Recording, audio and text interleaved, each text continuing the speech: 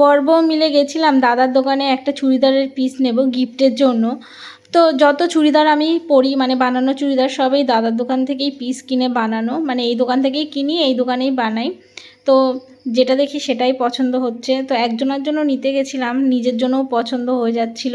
তো প্রথমে একটা দেখো দেখিয়ে দিলাম সুতির কাঁথা স্টিচ, তারপরে সবই সুতির, তারপরে সবই সুতির বলতে এখানে সুতি ছাড়াও অনেক ধরনের পাওয়া যায়, মানে নতুন নতুন যে আইটেমগুলো যেই সব মানে কাপড়গুলো বেরোয় সেই সব জিনিসেরও পাওয়া যায়। তো খয়েরিটা দেখতে পাচ্ছ না, ওইটাও আমার ভীষণ পছন্দ হয়েছিল। আর এই দেখো এইটাও খুব সুন্দর স্টোনের কাজ করা। তো যেটা দেখি সেটাই পছন্দ হয়, ওই যে বললাম না একজনের জন্য আনতে যাই আর হচ্ছে আমার জন্য পছন্দ হয়ে যায়, আবার একটা কিনতে যাই দুটো তিনটে পছন্দ হয়ে যায়।